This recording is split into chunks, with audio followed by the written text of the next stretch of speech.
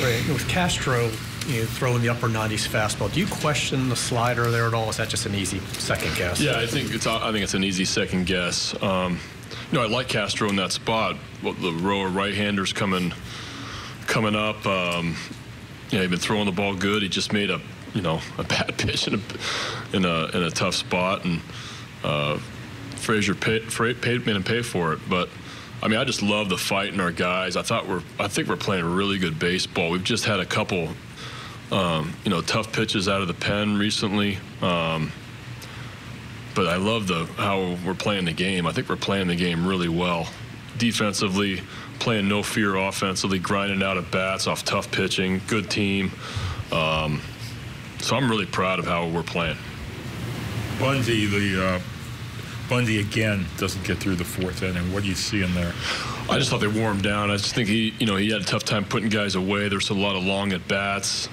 He was at 85 pitches in the fourth with a lot of stress and a lot of traffic, and I just thought he threw a lot of pitches, and I didn't he just had a tough time putting guys away. There's a couple ABs there that were pretty lengthy. Torres kind of wore him down a little bit.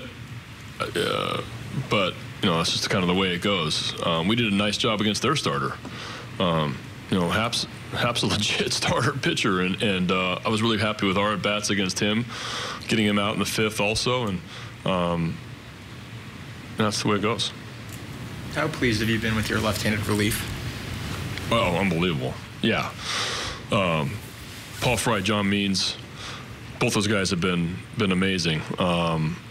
Blyers, we're kind of where we are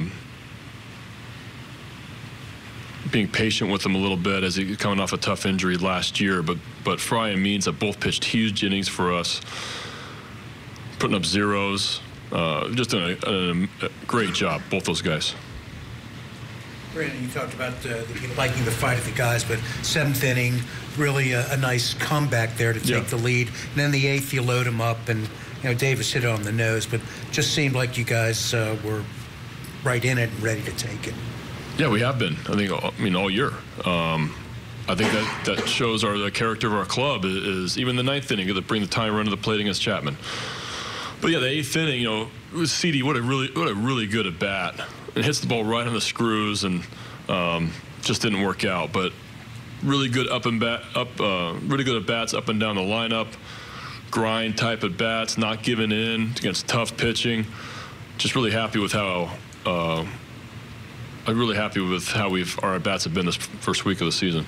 Brandon, with your and Mike's philosophy right now, with what you're doing, trying to develop these guys, is that why you would look at Miguel Castro and say, I'm going to pitch him to his best, meaning that I'm going to look for him to execute the pitch that we want to execute there, as opposed to saying, this guy's throwing 98 to a number 8 hitter. He could keep throwing 98, and there's a pretty good chance you're not giving up a 3-run home run. Yeah, I like the Castro-Frazier matchup. It just didn't happen tonight. He got him with 2 strikes. That's kind of how things go. Might have overcooked the slider a little bit, that backed up and ended up in the inner half of the plate. I think we learned from those mistakes, and I'm going to continue to throw them out there. And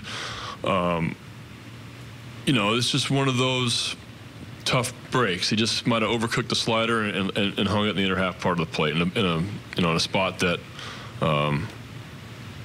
probably won him the game. But again, it's how you deal with it. How you take a blow, you deliver a blow. That's what this week has been a lot of back and forth, a lot of sometimes we've given up some home runs in tough spots, and then we've responded the next inning offensively. That shows the character of a club, and I hope we take that for the next 6 months. Brandon, it seems probably a long time ago to you now, but you had a chance to take in that opening ceremony. And I know how you are with with history and things like that. What does that mean, not only to be able to be part of that, but also have all your guys on the dugout row to kind of take it all in as well? Yeah, that was a pretty special deal. I give a lot of credit to our guys for being out there and honoring Mr. Robinson and his family and all the great Oriole past players that were sitting up there and in the chairs. I think that I heard that they do ceremonies really well here and saw it firsthand. So, yeah, I thought that was a really special moment, and I think that's a special day for all of baseball for how, celebrating his life. And it was really cool listening to Jim and Boog and Brooks talk about some stories, and I just thought it was really well done. To piggyback on that just a little bit, for your young guys lined up in the dugout, not just up on the stage, but have 3 rows of Cal Ripken, no Eddie doubt. Murray, and how these guys come back and what it means organizationally to be part of that. Yeah, it's special to be a part of that, and we're, just to be here and in those guys' presence and have those guys come through the dugout and high five guys and shake guys' hands. It's very, very meaningful, and for a lot of our guys to hear the numbers from Frank and what he did and show the highlights on the big screen, it was pretty cool.